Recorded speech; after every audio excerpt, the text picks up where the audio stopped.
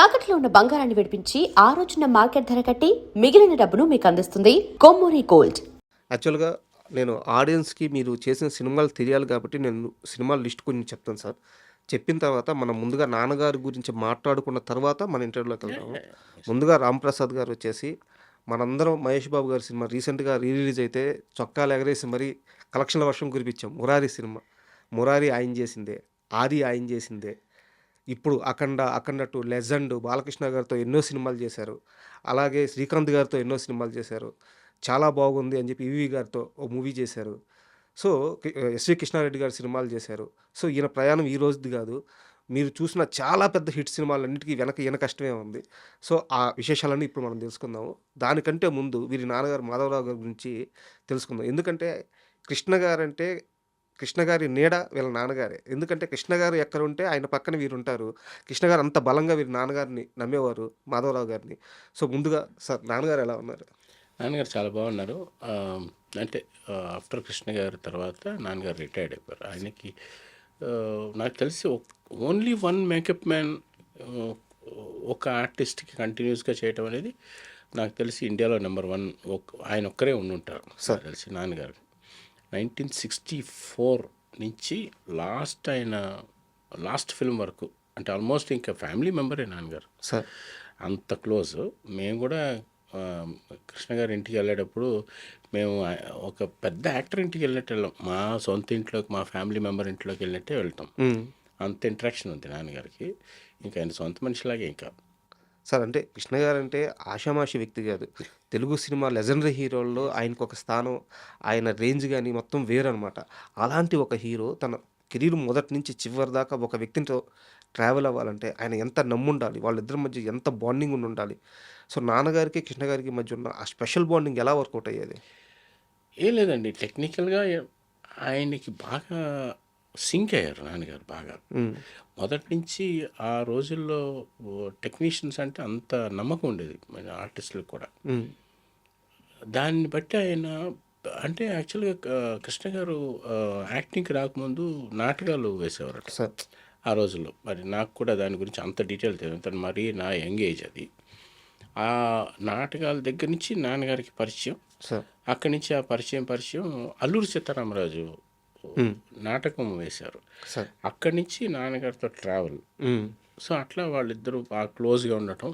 అప్పుడు ఎలా ఉండేదంటే కృష్ణ గారు కారు ఎక్కి మా నాన్నగారిని ఇంటికి వచ్చి ఎక్కించుకుని వెళ్ళేవాడు. బా అది చాలా పెద్ద విషయం అండి. మామూలుగా ఇప్పట్లో మనది చెప్పినా ఎవరు నమ్మరు.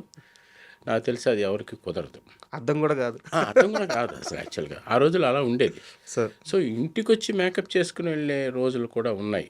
సార్ అది ఈ జనరేషన్, మా జనరేషన్ ముందు జనరేషన్ అది. సావిత్రి గారు వాళ్ళందరూ ఏంటంటే మేము బాగా క్లోజ్గా తెలుసు. నాన్నగారు అప్పట్లో ఏంటంటే కంపెనీ మేకప్ ఉండేది. సార్ పర్సనల్ మేకప్ మ్యాన్ అనేది అంటే కూడా కంపెనీ మేకప్ ఉండేది. మెయిన్గా పెద్ద పెద్ద ఆర్టిస్టులు తప్ప మిగతా వాళ్ళందరికీ కంపెనీ మేకప్ మ్యాన్ వాళ్ళే ఒక్కళ్ళే చేసేవారు. అందుట్లో ఏంటంటే ఇంటికి వచ్చి మేకప్ చేసుకుని వెళ్ళేవారు. ఆ రోజుల నుంచి నాకు తెలుసు. దాని తర్వాత ఇప్పుడు ట్రెండ్ ప్రకారం క్యారవెన్ వరకు వచ్చాయి. సార్ సో అప్పటి నుంచి నాన్నగారు ట్రావెల్ అట్లా ఉండేది. అలాగా ఒక్కసారి ఆయన పర్సనల్ అయిన తర్వాత నాన్నగారు కంటిన్యూస్గా 350 సినిమాలు మొత్తానికి చేశారు. ఇంకా ఆయన ఎక్స్పైర్ అయినప్పుడు రోజు వరకు నాన్నగారు పక్కనే ఉన్నారు. Super sir. మామూలు జర్నీ గ్రేట్ అండి, అసలు చాలా గ్రేట్. ఒకసారి నేను ఏదో పని మీద కృష్ణ గారి ఇంటికి వెళ్ళినప్పుడు ప్రసాద్ పైన ఉన్నారు కృష్ణ గారు అంటే నేను డైరెక్ట్గా బెడ్రూమ్లోకి వెళ్ళి మాట్లాడాను. అంత క్లోజ్ ఇంట్రాక్షన్ ఇంకెవరు ఉంటారండి అలాగా. మీరు చిన్నప్పటి నుంచి ఇంకా ఇంట్లో తెలిసిన వ్యక్తి కాబట్టి చిన్నప్పటి నుంచి చాలా క్లోజ్. సార్ కృష్ణ గారితో మర్చిపోలేని ఒక ఇన్సిడెంట్ అంటే మీకు పర్సనల్గా ఏం షేర్ చేసుకుంటారు సార్? చాలా ఉన్నాయి. ఒక్కటి మా కోసం ఎవరికి తెలియంది. యాక్చువల్గా నా రాంప్రసాద్ అని పేరు పెట్టిందే కృష్ణ గారు. నాకు యాక్చువల్ నా పేరు Shivaram Prasad. Okay. First cinema చేసినప్పుడు నాకు నన్ను కృష్ణ గారు ఇంట్రడ్యూస్ చేసింది పచ్చతోరణం అని రమేష్ బాబు హీరో. అవును సార్. సో ఆదుర్తి సుబ్బారావు గారు అబ్బాయి డైరెక్టర్. ఆదుర్తి సుబ్బారావు గారు చాలా పెద్ద డైరెక్టర్. అవునవును. మన మోగమనసులు డైరెక్టర్ అయిన వాళ్ళ అబ్బాయి నాకు బాగా చదువుకున్న మనిషి. ఆయన డైరెక్ట్ చేసిన సినిమాకి నేను కెమెరామెన్. కృష్ణ గారు నన్ను పద్మాలయ ఇంట్రడ్యూస్ చేసింది. సార్. సరే ఈ పేపర్లో అప్పుడు వేసేవారు, గుర్తుందా మీకు? అవును. టెక్నీషియన్స్ టెక్నీషియన్స్ పేర్లు అయినప్పుడు మీడియా వచ్చి అడిగారు, కెమెరామెన్ పరిచయం చేస్తున్నారు కదా, పేరు ఏంటి అంటే నేను శివరాం ప్రసాద్ అండి అన్న. శివరాం ప్రసాద్ కాదు, నేను చెప్తాను ఉండు అని. ఆయన పేరు, కృష్ణ గారి పేరు కూడా శివరాం ప్రసాద్. ఓకే. ఘట్టమనేని శివరామకృష్ణ ఆయన పేరు. ఆయన కష్టాలు పడతాడు ఇలా ఉంటే, అందుకని నన్ను షార్ట్ చేసి రామ్ ప్రసాద్ అని పేరు పెట్టారు. ఓకే. సో అక్కడి నుంచి నేను రామ్ ప్రసాద్, నా క్లాస్మేట్స్ కానీ స్కూల్ మేట్స్ కానీ రామ్ ప్రసాద్ అంటే ఎవరికి తెలియదు, శివరాం ప్రసాద్ అని పిలుస్తారు. ఆ ఫస్ట్ సినిమా ఆయన చేంజ్ చేశారు నా పేరు. అక్కడి నుంచి నా పేరు మారి చాలా కాలం నేను రామ్ ప్రసాద్ అంటే నన్ను కాదన్నట్టు చూసేవాడిని. సార్ ఇంతకంటే అదృష్టం లేదు సార్. అలాంటి ఒక గొప్ప నటుడు పేరు పెట్టి పరిచయం చేసి ఇండస్ట్రీలోకి అలా మిమ్మల్ని వదిలిపెడితే ఈరోజు మీరు ఇంత మహావృక్షం అయిపోయారు. చాలా చాలా చాలా విషయాలు అండి. నేను మురారి చేసినప్పుడు కూడా ఫస్ట్ డే రిలీజ్ అయిన రిలీజ్ రోజు కృష్ణ గారు కూడా వచ్చారు, మా నాన్నగారు ఇద్దరు కలిసి మాధురం మన ఇద్దరు వెళ్దాం, సినిమాకి వెళ్దామని చెప్పి సినిమాకి వెళ్ళి సంధ్యా 70mm సినిమా చూస్తాను. పెద్ద స్క్రీన్ అది. నేను కూడా వెళ్ళి థియేటర్లో కూర్చున్నాను. సినిమా చూసిన తర్వాత యాక్చువల్గా కృష్ణ గారు అబ్బాయి మహేష్ బాబు, ఆయనకి ఎంత ఉండాలి, మహేష్ బాబు సినిమాలో ఎంత బాగా చేశాడు ఆయన. ఫస్ట్ మాట్లాడిన మాట కృష్ణ గారు, మీ అబ్బాయి భలే ఇంగ్లీష్ పిక్చర్లా చేశాడయ్యా అని ఫస్ట్ నన్ను మెచ్చుకున్నారు. చూడండి ఆయన ఎంత పెద్ద మనసు. ఆ రోజుల్లో వాళ్ళ పద్ధతి నన్ను అప్రిషియేట్ చేశారు. వాళ్ళ అబ్బాయి దాంట్లో హీరో. బా, ఎంత పెద్ద విషయం అండి. గొప్పతనం సార్. ఐఎమ్ రియలీ అలాంటి హీరోలు, అలాంటి మనుషులు ఈ రోజుల్లో ఐ థింక్ ఇంక మనం చూడలేము అలాంటి వాళ్ళు.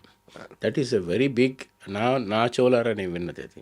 అంటే చాలా ఆనందంగా ఉంది సార్. ఇట్లాంటి ఏంటంటే మీలాంటి పెద్దలు చెప్తే కానీ మా జనరేషన్కి తెలియదు, మేము చూడలేము, మాకు తెలిసే అవకాశం లేదు. సో కృష్ణ గారి గురించి, నాన్నగారు లాంటి మేకప్ ఆర్టిస్టులు కానీ సీనియర్స్ గురించి ఇట్లా కొన్ని విషయాలు తెలుస్తుంటే లైట్గా గూస్బంప్స్ వస్తూ ఉంటాయి. ఇలాంటి చాలా విషయాలు ఉన్నాయి, మనం అంటే ఎక్స్ప్రెస్ చేయలేము. ఎందుకంటే మనకున్న డే టు డే ఉన్న స్పీడ్లో మనం కొన్ని చెప్పుకోలేము. ఇలాంటి సందర్భాల్లో చెప్పుకోవాలంటే ఆనందపడుతున్నాం. Thank you sir. అండ్ మీ కెరీర్ విషయానికి వస్తే అదేంటి సార్, ఎవరన్నా ఇండస్ట్రీలో ఉన్న వాళ్ళు తమ పిల్లల్ని ఇండస్ట్రీలోకి రాకూడదు, ఇక్కడ కష్టాలు పడకూడదు, ఇలాంటి ఒక డిసిషన్లు తీసుకుంటూ ఉంటారు. నాన్నగారు మాత్రం మీరు ఇంటర్ అయిపోగానే తీసుకెళ్ళి విఎస్ఆర్ స్వామి గారి దగ్గర అసిస్టెంట్గా జాయిన్ చేశారంట. అదే సమయంలో మీరు అప్పటికే కోర్సు కూడా జాయిన్ అయ్యారంట. ఏంది అంత, అది సినిమా పిచ్చా లేకుంటే ఇక్కడే బతకాలన్న ఒక కోరిక ఎలా మొదలైంది అది? లేదండి, యాక్చువల్గా నాకు బేసిక్గానే కొంచెం ఆర్ట్ మీద ఒక మంచి ఇంట్రెస్ట్ ఉంది. ఎందుకంటే మా ఆర్టిస్టిక్ ఫ్యామిలీ, నాన్నగారు కూడా ఒక బేసిక్గా ఆర్టిస్టిక్గా మేకప్ అనేది ఒక ఆర్ట్ యాక్చువల్గా. అలాగే మదర్ కూడా బాగా మదర్కి ఒక వోకల్ మీద మంచి గ్రిప్ ఉంది. అలాగే మా మదర్ సైడ్ వాళ్ళందరూ సంగీతం మీద ఒక మంచి గ్రిప్ ఉంది. సో నేను ఎప్పుడు నేర్చుకోలేదు, కానీ మా సిస్టర్ కూడా అరంగేట్రం చేసి డాన్స్ అదంతా చేయటం ఇంట్లో ఒక కల్చర్ లాగా ఉండేది. చెన్నైలో ఎలా ఉండేదంటే చాలా బ్యూటిఫుల్ కల్చర్ ఉండేది. ఫ్యామిలీస్, లేడీస్ ఉంటే ఆ ఇంట్లో 3 పిల్లలు ఉన్న ఒక అమ్మాయి ఉందనుకోండి, ఆ పిల్ల డాన్స్ నేర్చుకోవాలి, అంటే సంగీతం నేర్చుకోవాలి. పిల్లలంటే ఏదైనా వైలిన్ కానీ ఏదైనా ఒక ఇన్స్ట్రుమెంటేషన్ ఏదైనా నేర్చుకోవాలి. ఆర్ట్ వైపు ఒక ఇంట్రెస్ట్ చూపించేవాడు సంగీతం. ఇది చెన్నై స్టైల్. అందుకనే టెంపుల్ సిటీ అంటారు దాన్ని. అవును. టెంపుల్స్కి బాగా ఫేమస్.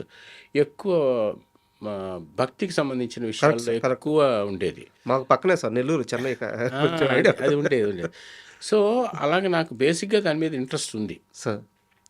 నేను యాక్చువల్గా పైలట్ అవ్వాలనుకున్నాను. సో ఆఫ్టర్ 12th, అప్పుడు ఏంటంటే 12th తర్వాత ఇప్పటికీ అదే ఉంది. 12th తర్వాత పైలట్ అవ్వాలనుకున్నాను. సో అది మోర్ ఎక్స్పెన్సివ్. దాంతో నాకు సినిమాటోగ్రఫీ మీద కూడా ఇంట్రెస్ట్ ఉంది. So why not be try సినిమాటోగ్రఫీని మా ఫాదర్ అప్పుడు విజయనగరం గారు రికమెండ్ చేశారు నన్ను. అక్కడ అడయార్ ఫిల్మ్ ఇన్స్టిట్యూట్లో చేరితే చాలా బాగుంటుంది అని ఫస్ట్ నన్ను విజయనగరం గారే దాని సైడు నన్ను ఎంకరేజ్ చేశారు. సో ఆ రోజుల్లో ఏంటంటే ఆ స్కూల్లో చాలా లెస్ స్టూడెంట్స్ ఉండేవారు. అడయారు బాగా ఫారెస్ట్ లాగా ఉండేది. సో అక్కడికి తక్కువ స్టూడెంట్స్ ఉంటే ఇలా కాదు, ఇలా ఉంటే ఐడియల్గా ఉంటే మనకి నేర్చుకోవడానికి టైం పడుతుందని చెప్పి మా గురువు గారి దగ్గరికి, అంటే స్వామి గారి దగ్గరికి తీసుకొచ్చి మా నాన్నగారు చేర్చారు. ఎందుకంటే స్వామి గారు మా నాన్నగారు కలిసి దగ్గర దగ్గర 200 సినిమాలు పనిచేశారు. కృష్ణ గారు 150 సినిమాలు ఓన్లీ సింగిల్ కెమెరామెన్గా విఎస్ఆర్ స్వామి గారు పనిచేశారు. సార్ వాళ్ళిద్దరికీ ఉన్న ఫ్రెండ్షిప్ తోటి నన్ను అక్కడ జాయిన్ చేశారు. సార్ సో మా గురుగారు కూడా నన్ను ఏం చేశారంటే ఫస్ట్ డైరెక్ట్గా కెమెరామెన్ దగ్గర కాకుండా టెక్నికల్గా అసలు వాట్ ఈస్ కెమెరా అని నేర్చుకోవాలని చెప్పి కెమెరా డిపార్ట్మెంట్లో జాయిన్ చేసి 1 year తర్వాత ఆయన కింద అసిస్టెంట్. ముందు కెమెరా అసిస్టెంట్ అసలు కెమెరా అంటే ఏంటి, ఓకే అసలు ఫిల్మ్ అంటే ఏంటి సార్ అనేది ముందు నేర్చుకోవాలని చెప్పి సిస్టమేటిక్గా యాక్చువల్గా ఐఎమ్ ఫీలింగ్ ప్రౌడ్. ఈ టైంలో నేను ప్రౌడ్గా ఫీల్ అవుతాను. ఎందుకంటే నేను ఒక డ్రైవింగ్ కానీ కెమెరా కానీ అన్ని సిస్టమేటిక్గా నేర్చుకున్నాను. సార్ ప్రొసీజర్ ఫస్ట్ కెమెరా అంటే ఏంటి, టెక్నికల్గా అసలు కెమెరా ఏం చేస్తుంది, ఏం చేయాలి, ఏం చేయకూడదు అనేది నేర్చుకున్న తర్వాత సినిమాటోగ్రఫీలోకి వచ్చాను. కానీ దట్ ఈస్ ద ప్రొసీజర్. మీది మామూలు అదృష్టం కాదు సార్. ఎందుకంటే స్వామి గారు అంటే ఆయన లెజెండరీ సినిమాటోగ్రాఫర్. ఆయన చేసిన సినిమాలు కానీ, ఆయన పనిచేసిన వాళ్ళు కానీ, బాబు గారి సినిమాలు చేశారు, విశ్వనాథ్ గారి సినిమాలు చేశారు, అప్పటి సీనియర్ హీరోలు అందరితో వర్క్ చేశారు. సో అలాంటి పెద్ద లెజెండరీ సినిమాటోగ్రాఫర్ దగ్గర మీరు ఓనమాలు నేర్చుకున్నారంటే అది జీవితం మొత్తంకి పనికొచ్చే పాఠాలు కదా. సో అందరికీ దక్కే అవకాశం కాదు అది. యా, స్వామి గారు అంటే మా గురుగారు అంటే ఈజ్ లైక్ ఏ హాలీవుడ్ స్టాండర్డ్లో ఉండే కరెక్ట్ ఒక కెమెరామెన్.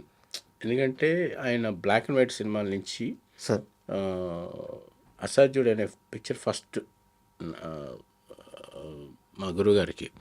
అక్కడంటే బ్లాక్ అండ్ వైట్ సినిమాలు చేయటం అంటే అది not a normal thing. Colour cinematography చేయటం అంటే ఇప్పుడు ఫిల్మ్ చేయడం అంటే పెద్ద కష్టం. డిజిటల్ వచ్చిన తర్వాత ఫిల్మ్ కంటే ముందు బ్లాక్ అండ్ వైట్ చేయడం ఇంకా కష్టం. సార్ ఎందుకంటే దాని టెక్నికల్ టర్మ్స్లో చెప్పాలంటే చాలా లో స్పీడ్ ఫిల్మ్ తోటి చాలా హెవీ లైట్స్ వాడి చేయాలి. సార్ అంటే చాలా ఇమాజినేషన్ ఒక థింకింగ్ ఉండాలి. సో దాంతో బ్లాక్ అండ్ వైట్ చేయాలి. సో అది it is very difficult to talk about technical things.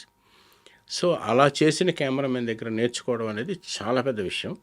అంటే మా గురుగారు ఒక డిసిప్లైన్డ్, ఆయన గురుగారు కూడా చాలా వెరీ పవర్ఫుల్, సార్. లక్ష్మణ్ గోరే గారు. ఓకే సో వీళ్ళందరూ పెద్ద పెద్ద వాళ్ళు అనమాట. వాళ్ళంతా హై స్టాండర్డ్ సినిమాటోగ్రఫీ నుంచి అక్కడ మేము నేర్చుకోవడం, అంటే మేము ఆ టైంలో పుట్టడమో లేకపోతే ఆయన దగ్గర నేర్చుకోవడమో ఆ అదృష్టం. ఈ రోజుకి అది ఫాలో అవుతున్నాం. సార్. అంటే స్వామి గారి దగ్గర నాకు తెలిసి చాలామంది అసిస్టెంట్లు ఉండేవారంట. ఎస్ సో ఇప్పుడు మనం చూస్తున్న గోపాల్ రెడ్డి గారు కానీ, లేకుంటే చోటా కానీ, మీరందరూ కూడా అక్కడి నుంచి ఒకానొక టైంలో మీరందరూ అక్కడి నుంచి వచ్చిన వాళ్ళే. బట్ ఎంతమంది ఉన్నా సరే స్వామి గారు ట్రాలీ షాట్ అంటే మాత్రం ప్రసాద్ని పిలవండి అండి, నేరుగా మిమ్మల్నే పిలిచేవారంట. ఎందుకు సార్? ఎస్ అదే చెప్పాను కదండి. మాకు ఒక మంచి రిథమ్, అదే ఒక ఆర్టిస్టిక్ రిథమ్ సింక్ నాకు తెలుసు. సార్ ఇది again it is time line. అది ఏంటంటే ఆ సౌండ్ సింక్ చాలా ఇంపార్టెంట్. అంటే తాళం వేస్తాం కదండి, తాళానికి ఇన్ని నోట్స్ అని ఉంటుంది. సార్ 1, 4, 8 అని బార్ కౌంట్స్ ఉంటాయి. అట్లాంటి సింక్లో కెమెరా కూడా మూవ్ అవ్వాలి. ఓకే. సో ఆ సౌండ్తో పాటు నేను కెమెరాను మూవ్ చేసే ఆ టైమింగ్ నాకు తెలిసిన వాళ్ళని మా గురుగారు ఎక్కువ నన్ను లైక్ చేసి ఎప్పుడు ట్రాలీ తోయాలన్నా, ఎప్పుడు ఏం చేయాలన్నా సార్ నన్ను పిలిచేవారు. సార్ అది సింక్ అవ్వడం నాకు బాగా నా లైఫ్కి చాలా ఇంపార్టెంట్ అయింది. చాలా ఇప్పుడు ఒక మంచి రేంజ్లో ఉన్నానంటే మనిషికి సింక్ అనేది చాలా ఇంపార్టెంట్, తాళం అనేది చాలా ఇంపార్టెంట్.